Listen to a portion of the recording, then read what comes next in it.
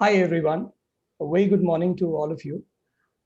Deacon welcomes you all today for this session on Be in Demand, on Demand for the Future of Work. I am glad to address you all today and bring in something very useful for each one of you attending this webinar. As early careerists, it's very important to be aware of what are the essential skills that will make one employable and relevant for global citizenship. Skill gaps continue to be high as in-demand skills across jobs change in the next 5 years. On an average, companies estimate that around 40% of workers will require reskilling of skill months or less, and about 94% of business leaders report that they expect employees to pick up new skills on the job. The pace of technology adoption is expected to remain unabated and, of course, may only accelerate with time. Automation in tandem with the COVID recession is creating a double disruption scenario for workplace. The future of work has already arrived. Clearly, online learning and training is on the rise, but looks different for those in employment and for those who are unemployed.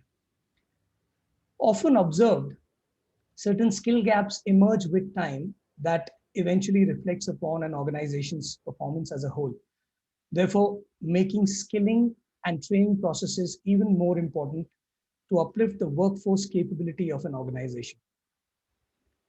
Talking about skills and training processes, a lot of focus has now been shifted upon strengthening this domain globally, especially considering the current times. Whether you're a high school student, getting started in your career, reinventing your career, or advancing your career, the question to be asked is, are you employable in the future workplace? To enrich your knowledge and highlight some industry trends on the importance of skills and role of short upskilling programs, we have a panel of esteemed working professionals from Deakin today.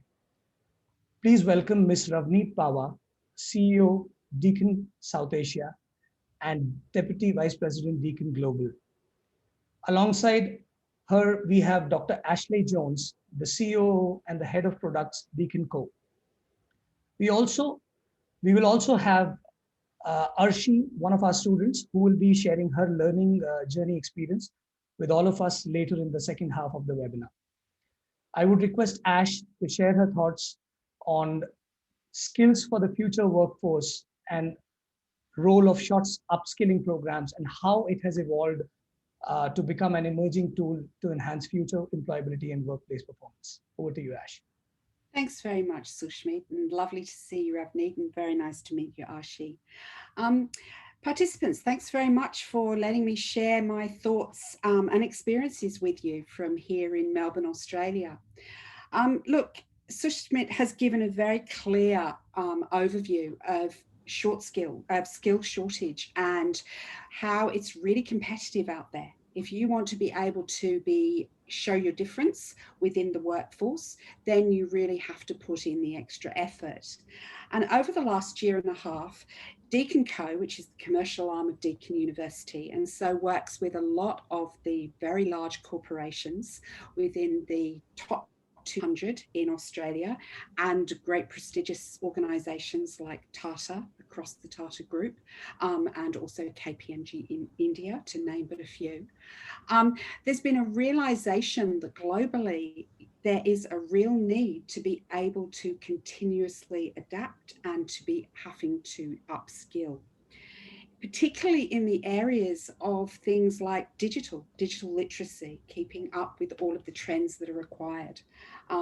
Deloitte's have proven, as have Workforce Economic Forum and lots of other prestigious journals, that in order with AI and robotics and blockchain, etc., coming along, 50% of an accountant's job, for example, in the future will actually be automated.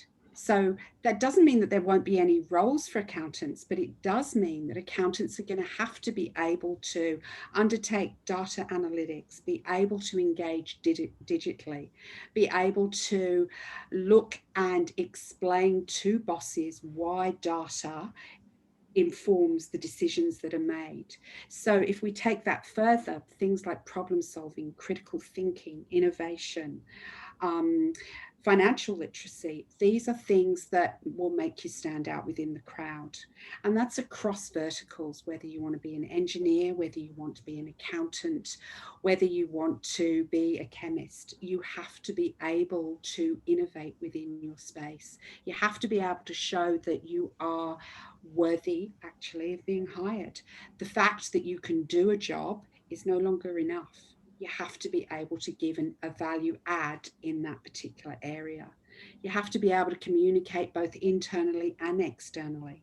The banks here in Australia are paying a 10% uplift in terms of wages for those that can actually explain a problem, that can actually understand a pain point of a customer and the ways in which that can be interpreted to meet the needs of that customer. I know that within Tata itself in India, the digital innovation that has happened over the last year as a result of COVID has meant that things like loan applications, instead of taking 4 or 5 weeks, can be transformed within 24 hours. And that is with people actually looking at the problem, embracing technology and being able to work together as a team across multiple different spaces. Everyone's working from home, right? But to be able to identify the ways in which technology can be utilized to do things as simple as change the ways in which we lend money. So my advice to you is to look at what you love to do and the skills that you can adopt around that. So if you really do like numbers, then really look at data analytics, look at business intelligence and the ways in which you can undertake those. But the real premium is those human-centered skills. And that is, as I've said, communications, teamwork, innovation, digital literacy, financial literacy. If you can increase those areas, then you can most definitely make yourself stand out within a crowd. And so Deakin has looked at ways in which we can build courses that actually can help people increase those particular abilities online within a fun environment that can actually help you upskill and undertake work or make yourself different and show yourselves within your CVs. So it's a very exciting time. I really do believe that, you know, that lifelong learning that we're all having to undertake, no matter how young or in my case old, that they are what make you stand out. And so look at it as an adventure. What is it that I can do? What is it that I can study in order to be able to stand out heads and shoulders above the rest of the pack? So that's my advice. Well, absolutely, Ash. I completely agree. And the way, I mean, it's all about adapting to the new situation, to the changing scenario. And it's the resilience that we are looking at. And that is where the human-centric skills come into the picture. Thank you so much for enriching our listeners with your thoughts on skilling and its future, Ash. Well, to prepare an early graduate or an early professional for the future workplace, as you mentioned, Deakin Co has come up with certain professional readiness programs, which will enable them to have a successful transition into the corporate world and perform better while one is in the job role. To throw some light on Deakin Co as an organization and the professional readiness program details, I would request Ravneet to take it ahead from here and tell us about the program details and its takeaways. Thanks so much, Sushmit. Good morning, good afternoon, people from India, from other parts of the world. It's actually a privilege to talk to all of you about what I'm going to talk about today, because I think that this is the core to success. I think what Ash said just before me and what Sushmit has also been talking about is that at the end of the day, what makes the difference, if there are 5 people for a job, how and what is the distinguishing factor that you bring on board is the important thing. Is it going to be just the degree, or is it going to be you as a person with your capability, your innate skills, as well as the skills of the future, as we call it? Human-centric skills, I think, friends, is a very, I still don't know whether you can inculcate human-centric skills, but you can definitely improve human-centric skills. So if somebody is looking at a communication program, if you are zero at communication, I can't promise you that we'll be able to get you anywhere. But if you are on a scale of 1 to 5 at communication, I can tell you after the program, you will be at 7. And I think that is what is the key thing to think about as you go into the future of workforce. Today, as a CEO, what matters to me is my team. What matters to me is my people. And what matters to me is their skills, not just in terms of knowledge, but in terms of capability, capacity, and improvement. And that all comes with aptitude and attitude based on your human-centric skills. So Deakin University has a corporate arm of the university, which is called Deacon Co, where Ash is our CEO. We look at workplace capability and transformation, positioned as a leader in quality, pragmatic digital delivery, which is, I think, the key in this pandemic time, this unfortunate time that we are in. But this also is a time for us to go back to the drawing board and really figure out what is going to make the difference in this new world that we get into. So Deakin University, that is in the top 1% of world universities, is bringing to you a program which is unique in itself, completely available online, and relates to improving your human-centric skills. In COVID-19, it made us think, what is it? Next one, Kashik. In COVID-19, it made us think, what is it that we want to do when we are going into the workforce, in the new workforce? How do we make our clients, our students, our professionals learn to interact differently and pick up skills that they need to? What is this new normal? This new normal, my dear friends, is based on virtual interactions. You and I are talking to each other because we are able to talk through a computer. It is a virtual world. I don't know for how long, but I think at the end, it is going to be a little bit of a combination. Greater demand for digital service delivery and customer engagement. Blended work engagements is going to be the future, and maintaining leadership in a non-physical environment, which is a tough call, is going to be for our future.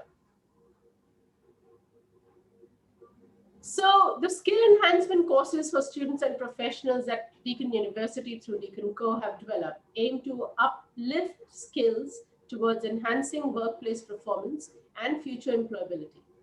It will help businesses and professionals and students for the work of now and the tomorrow. Covering contemporary topics and emerging fields, the flexibility, which is self-paced program, study anywhere, is the focus. Listen to this carefully, because this is where you will need to make a decision on what next. The courses and the areas of study, I'm seeing some questions in the chat, which is talking about what are the areas of study that you are offering, and which talks about specifics around students wanting to understand how is the COVID situation going to be impacted with, and how is their learning going to be impacted in the COVID situation. So the programs that we have on offer right now are data-driven marketing, which is what I think Ash was talking about. How do organizations have a relevance to the use of data for business intelligence?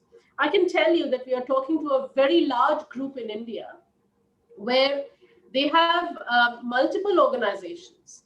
And what they are looking at is how do they make their people understand data analytics and understand the need of impact of data for day-to-day decision-making, which in turn is going to help the organization.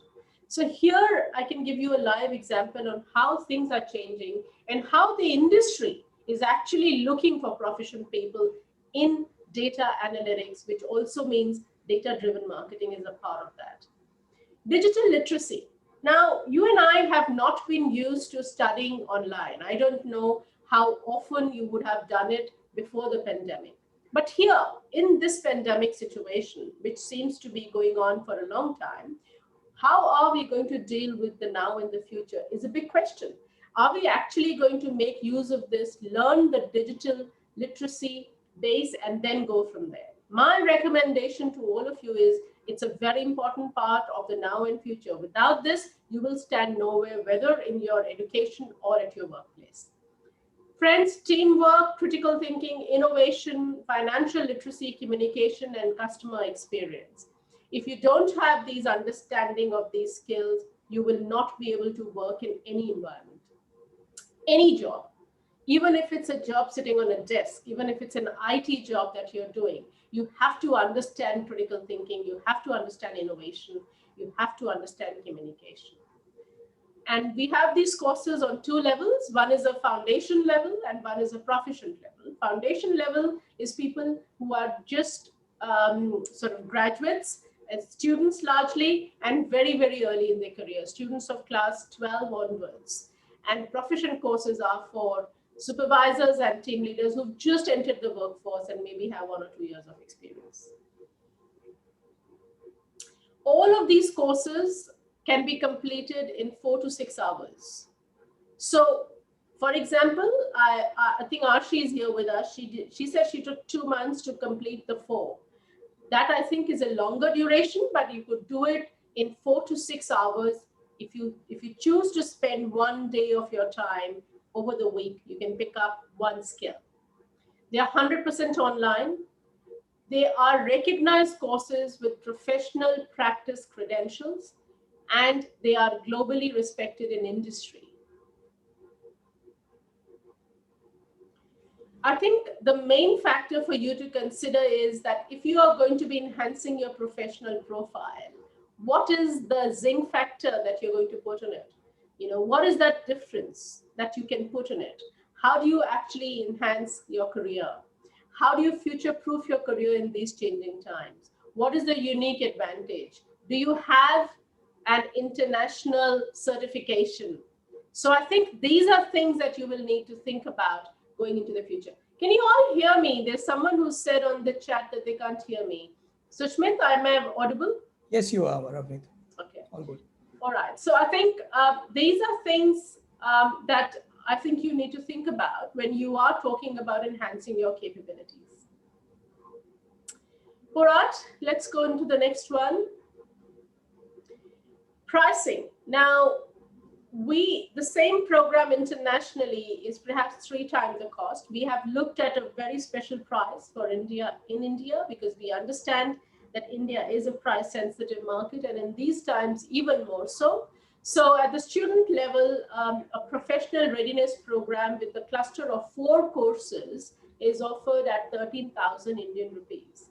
You may choose to go only for 1, which will be 3,750. 2 are for 7,000 rupees, and the 4 are for 13,000. My recommendation will be either you go for the 1, try it out, and then go for the rest of the 3, but you must do the cluster of 4 eventually, because that is how you will have skills across the board to go to the next step. The proficient level courses are at 15,000, and single is at 4,000 Indian rupees. What do you get at the end of the program? You get a certificate of achievement, you get a digital badge from Deakin Co, a masterclass and panel discussions and webinar by industry experts, and developing a professional profile, which I think in changing times like this, is extremely important. That is what you get with the cluster of 4, and then you can see on the screen, cluster of 3 and 2, and single have different options available as well. This is what a Deacon Batch looks like. And that's what this, let's go back to the other one. That's what the certificate looks like.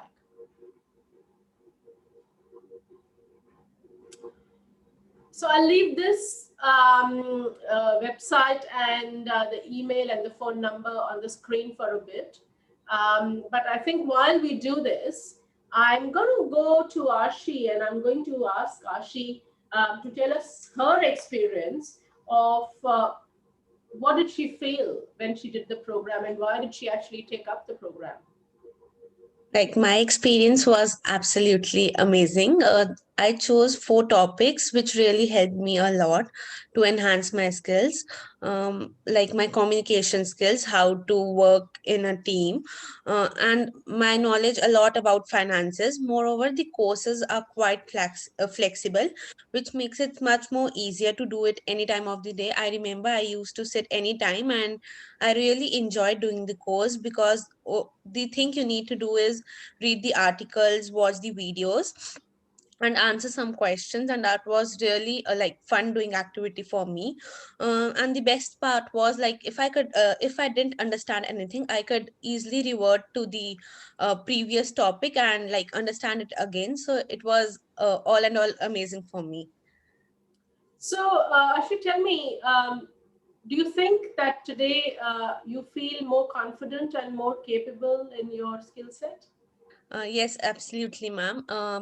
I shared my this experience in the last webinar also, where I told Mark, so like there was a group activity. There were 4 teams in which my group excelled, and I would like to give the credit to Deacon Co. Because I think the collaboration module which I learned really helped me a lot in that group activity. So I think my communication skills also enhanced. My knowledge about finances was a very limited one, but like when I did the module, I understand that it's a very broad arena to explore. So I think I got the desired results. Okay. There's a question there. I might answer that, but Ash, I might throw it to you as well. Around what is the job scenario post COVID? I mean, I think that the job scenario will change post COVID. I think that the jobs of the future will be different than what the jobs in the past have been.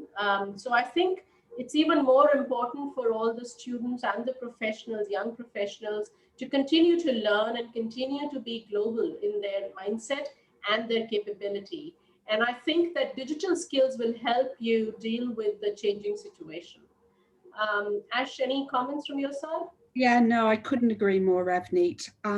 There was a comment made that the transformation digitally in the last year has exceeded the previous 20 years because of necessity. And so consequently, for those that can actually show a thirst and a desire to keep up with technology, so therefore those digital skills, there's always going to be a job. We don't know what 40% of jobs are going to be like in 10 years' time. What we do know is that if you have digital literacy, communication, and innovation, you are going to have a job. You're going to be at the top of the pile. So whilst you can never guarantee anyone a job, that mindset and that willingness to show to employers that you actually will go the extra mile, that you are prepared to continuously learn, stands you in really good stead. Yeah, that's absolutely true. Sorry, Sushmit, you're going to take the questions, aren't you? Sure. So I'm Ravneet. I'm pretty interestingly, you picked up. You mentioned about how with the changing times, how we are able to communicate today for this, let's say, this webinar. Just wanted to highlight this here because with the human centric skills, especially with the audience that we have today, with the changing times, with all the digital advancement that we have, clearly there has to be a blend, not just I'm saying learning wise, even in the corporates, and I'm sure you would agree to this. It's a change scenario, and we have to learn and adapt in terms of working and blending to the current situation. So this is something very useful in terms of an experience that you shared with everyone. And clearly, I mean, we've had Ash speak about importance of skills, Ramneet sharing Deacon coincides and the professional readiness program details, of course Arshi with sharing her own journey. I would now, I'll be keen to open this discussion even further. I have a few set of questions, Ravneet, I'll be posting it to you and Ash.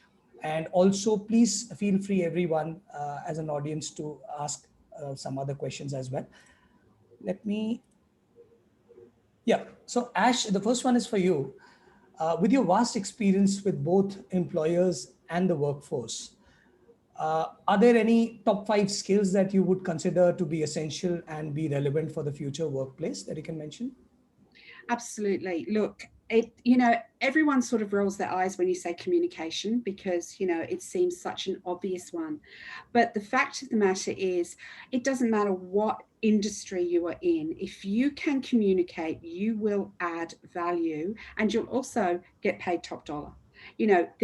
If you think about the programmer that can explain to a client why they're doing what they're doing or why they can't do what the client wants because it's not going to work, or similarly with an architect or an accountant, an engineer, a bank teller, to be able to talk, you are definitely going to stand out in the crowd.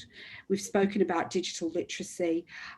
Getting back to Ravneet's point, that we've both mentioned, that data-driven marketing, the ability to be able to understand data. And it's not at that top level of data science, but also just being able to interpret the data that comes through in your everyday work so that you can actually make informed decisions and help your boss understand how by tweaking something or making something slightly different, you can actually bring better revenue in, or that you can help a client and reduce processes. So those I would suggest are the top. Okay. Clearly, I mean, I wouldn't, I completely agree with the communication bit to start with, because if we are unable to communicate what we think, I don't think as an employee we'll be more productive. And that is one bit which I'm sure everyone realizes it. The next one, Ravneet, I would like to ask you, I mean, is there any particular stage when it is important to start developing these skills? Is there a age to it, age bracket that we can fit in, that this is when we start learning the new skills? Let me first just go back to your question to Ash. I'd also like to add in there that, there are two ways of looking at the programs. One is that you want to be a technical person. When you are a technical person, you pick up a technical program, right? But when you want to be a person who actually wants to be in the business, and human-centric skills play a very important role, then all the programs that we are talking about are absolutely relevant, because you're actually not a technical person creating a technical solution, but you're using technology for good business outcomes. And I think that there is a clear distinction in those two, and what is important is if you see yourself in this role, that you are going to be going forward in business decision making, not so much in the technology space, then the skills that we are talking about are absolutely important from any stage. Coming back to your question, Sushmit, about the right age, I think that there is no right age. I think even a child of 8 or 9 years at their level should go through things like this, because it always helps you think clearly. It always helps you understand what is the relevance to the thought process that you have in mind. But definitely before leaving school is one stage, because you are getting into college. That's when you are going to be having impact in your life, because you will be from a sort of a closed door environment into the open. And universities are large universities. Deakin has 65,000 students. You've got to be able to have the skills to be able to deal with conflict and be able to deal with communication and the difference, and for example, digital literacy. Why would you not have digital literacy after class 12? Because at the moment, 100% of Deakin's work is digitally done, and in the future it will be a hybrid. Why would you not be able to contribute to a project in your commerce degree, your business degree, or your science degree, which may have relevance to working across cultures? And in any good institution you study, you will have to deal with all of these things. So I think grade 12 is one. And then when you leave final year from your college and get into work or into a master's degree, I think that's the second stage, which is absolutely important to go through these skills at different levels. Thank you, Ravneet. I think also coming from the audience point of view, because we have a lot of students today as our audience, they must be thinking, they must be comparing it mentally, with an academic degree. So I just want to understand if, what do you think on these online skilling programs that Deakin Co has designed? How do you think they complement an academic degree? Ash, do you want to go for that? Sure. I think it's the practical application. You know, in university, we learn knowledge, but we don't learn how to apply it. And Deakin Co has worked with industry to ensure that the practical courses are exactly that. There's application to be able to place yourself into situations that you would within the workforce. So, you know, how to effectively be able to communicate a requirement to, your boss or to a team member so that they will work with you on a project that they don't want to. So tips and tricks, ways to be able to apply in a practical way. I'm wondering if, given Ashi's been through, what you thought when you were doing the communications. Think when I was doing communications, there was a lot of things which I don't know, which are really essential. But after doing the course, I understand the basic things which we need to learn to communicate in personal life as well as in the professional world. So communication was the module which I really liked, and it helped me learn a lot about how to communicate with people. Okay, thank you. Thank you for that, Arshi. Let me pick up a question from one of our audiences. I So can this see a one, question here, Sushmit, which talks yeah. about, is this course helpful for psychological students? You mean students who are studying psychology? Absolutely. I mean, I think this course is relevant for students studying anything. Because when you are studying a degree, which is, say, psychology or business or even a technical degree, you do need to have all of these skills built up. And like Ashi said, you may have a certain level of them that you are at this point of time. But after you complete the course, it takes you definitely a couple of notches high. And I think that is the relevance and the importance of such a course. Sure, I can see one of the questions. I think Ash, I'll put it to you. So Ravi asks for the data analytics skills that you were mentioning, Ash. Can you please shed some light on what would be the essential software that will be needed to accomplish this one? For example, is it through knowledge in MS Excel good? Ravi, that's a really good response and question. It is able to use Excel spreadsheet, to be able to actually use formulas and to be able to derive the knowledge from it. It's being able to take a piece of data and to be able to analyze it and to be able to determine trends or the ways in which, if you've got traffic on a website, for example, and you want to be able to determine, why they've dropped off, then you'd use something like Tableau. So there's multiple different tools. Is the recognition of how, even if you're given that data by somebody who does that work for you, how you can then interpret it and feed it back into the business. Ash, this one is, I'll actually put it across to both of you. Any specific skill gaps that you see emerging with the changing times? I'm sure, you've mentioned communication skills, data-driven being the emerging ones in terms of learning, but anything in terms of gaps that you see in the industry already with the changing times? Certainly innovation, and it doesn't have to be a huge innovation. The ability, because, at the moment we're online and then we will go to a hybrid world, how is it that you can actually change a process or engage with people in a different way so that you can actually get maximum results? So, who would have thought Zoom, for example, would actually become such a way to be able to engage with people and to use it not just for business calls or for webinars like like this, but to actually be able to communicate with your older relatives so that you can keep in touch with them. So it's thinking about what the tools that we have and perhaps how we could use them slightly differently to ensure that we can stay connected and that we can actually gain maximum efficiency and benefit out of the ways in which we have to operate in a very different world. Yeah, I mean, I would agree with you, Ash, because I think that prior to the pandemic, we give a lot of importance to physical sort of being in a place, connecting. I mean, what this has taught us is that it may not be as efficient as you'd like it to be, but you can operate differently. And I think a flexible approach to your own attitude and aptitude is important because, any student studying at Deakin University will be exposed to a lot of different conditions, whether they are physical conditions, whether they are emotional conditions, whether they are social conditions. And how your skills that you have help you deal with all of that is one part.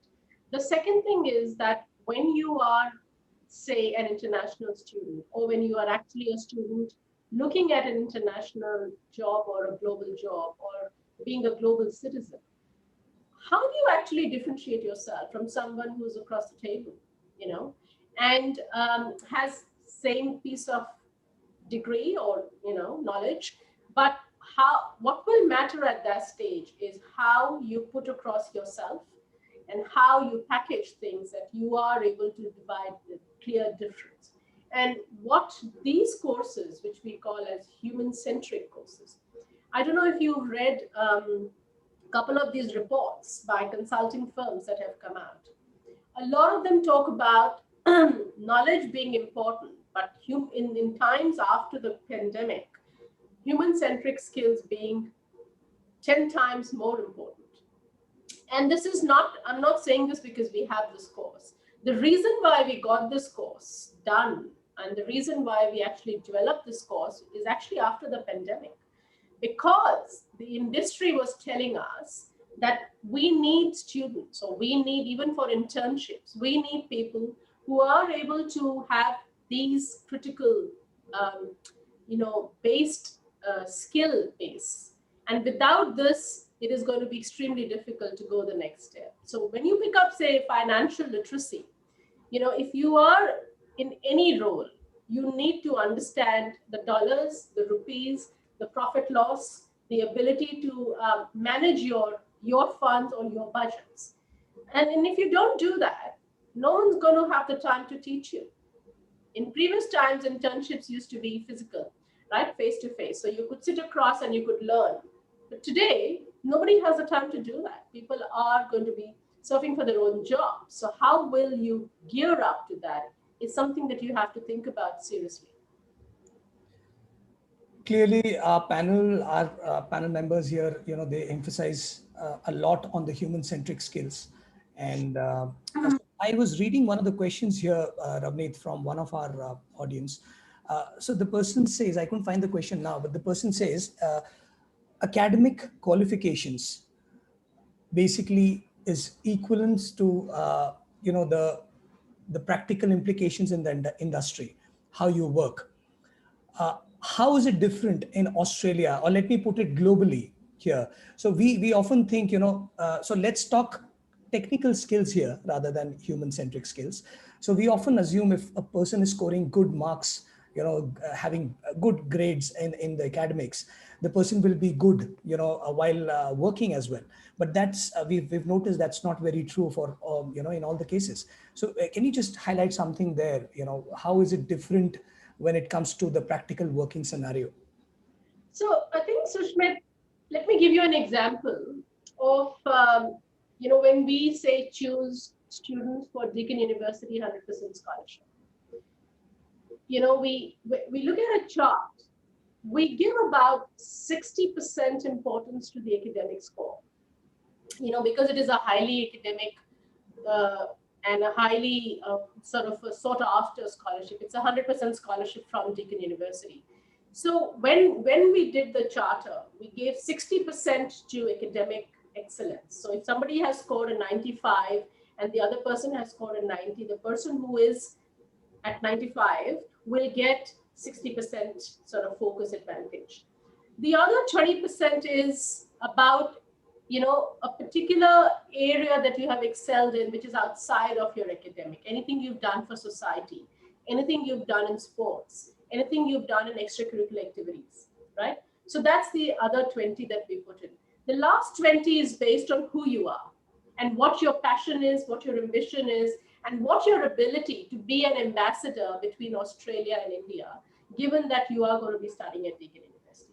Now, I have found over the years, and I've been doing this for 4 or 5 years, on the panel and finalizing this, I have found that students who have the ability, with the human-centric skills, are able to position themselves extraordinarily different than the students who are very closed and who are only focusing on the academic brilliance. So I have a son who's 23 and he's studying at Deakin University as well. And I have encouraged him to continually upgrading himself with the soft skills or the human-centric skills that we call. Because I'm not saying do away with the academic piece of paper and the academic degree. That will take you that far, just that far. The rest of the journey is you. The rest of the journey is going to be how you yourself take forward. And what is going to help you is these stepping stones that we call human-centric skills. Absolutely, absolutely. I agree with that completely, Ramneet, that way. There is just one bit that I would want to throw this to both of you before we actually, wind up with this session. So somebody here, Raghavendra, he asks, how do you actually decide the suitable skill set for oneself? And it's a very, it's a question which everyone will have at this point. We have a bucket range of a basket full of, courses in front of us. Which one to choose? Ash, go for it. Look, I'd suggest that you know deep down inside which skills you need to develop. There are some of us that are natural talkers, natural communicators. And so to take that would be, a nice, easy one to do. Whereas for someone like myself, data analytics is a little bit more of a stress button. But I also know, particularly as I've grown in senior management, that it's a totally essential skill set. And if I don't have it, I'm going to shoot myself in the foot and I'm not going to develop it. So look at yourself. What is it that you want to do? Aim for passion, because passion is what will take you to that extra 20% that Ravneet was talking about. But also, where do you want to make a difference? Where do you want to land? So what skill sets would help you? But undoubtedly, the ability in teamwork, you have got to work with teams no matter what you do. So therefore, do you have really good team skills, or do you want to take it from that 50% to 70 that Ravneet was talking about? Or is it that digital literacy, you're not quite sure what it is that you actually need to be able to develop in order to be able to progress in that area? Check it out. 4 to 6 hours of study is not a huge amount of investment to be able to invest in yourself and be able to go, I can stretch myself a little bit further in these different areas. So I think it's very individual. Yeah, and I totally agree with Ash that, one is that you understand your own innate capability and say that my strength is communication. If I'm at 50 today, let me take it to 70 and then let me do the advanced course and take it to the next level. That's one way of looking at it. The second way of looking at it is that my weak point is analytics. Like if you were to ask me, I would say that if I was to pick up something, because I've never studied analytics, it was not there in the times when we did our degrees, I would like to do something in analytics because that's something that I don't naturally know. And this is going to be my stepping stone. I may have to stretch myself a little bit because it is new, but it is a skill that I will acquire and be able to do better decision making if I have that skill. Or I will be able to understand my work better and then improve the outcomes with my colleagues much better. Whereas things like teamwork, things like communication, these are things that you will need in life. As a CEO, if I'm not able to carry my team, I'm a disaster. As a CEO, if I can't communicate my point, to the team members, I'm a disaster. So it is no level. You can't say that I've done this course and I'm the best now. No, that's your starting point. Yeah. You know, it is going to be that is going to give you the platform to go the next step and do things differently. So there's no right or wrong answer here, Sushmit, but I think a careful handling of what your strengths are and what your weaknesses are, I think is an important aspect. Absolutely. I think it's very important to first, we've learned, all of us here, we all, while working also, we keep evaluating things, we keep understanding that this is where we need to improve. First is identifying the right, skill sets that we want to improve on. And guys, this is for all of you. I'm speaking out of turn here, but this is when you make use of this time, when we see we have some time in hand. And this is where, these skilling programs will be very, very useful. Well, thank you so much, Ravneet and Ash. This has been a fruitful session with a good knowledge exchange. I'm sure our listeners will take a lot from your shared experiences. Before we conclude the session, I would like to thank each one of you for attending the session and being a part of it. And Arshi, thank you so much for sharing your experiences as well. A special mention to our panelists, Ravneet and Ash, for taking out time from your busy schedule and express your thoughts the way you did today. Thank you so much. To all our listeners, please feel free to write to us and clarify any further doubts that you may have. While you focus on crafting your learning journey going ahead, Deacon will try to innovate further and bring in some more useful programs in the near future. Please watch out for our next session sometime in the coming months. Till then, keep safe and stay healthy. Can I just say to everyone on behalf of Deacon that there are some questions which we may not have answered. We will get back to you on those questions on email. And if you have any queries on Deacon courses, which I also saw, there were some questions on ECOE, and so I'm sure my staff have picked it up and they will revert to you very soon on your queries. So on behalf of Deakin University, thank you, Sushmit, for organizing this. And thank you, Ash and Arshi, and to our dear listeners. Good luck.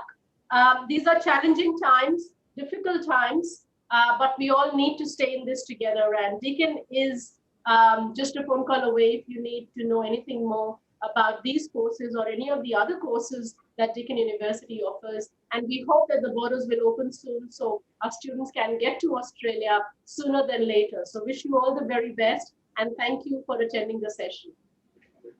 Thanks, guys. It's great to join you. And we'd love to see you all in Australia as soon as possible. Thank you. Thank you, Ash. Take care, everyone.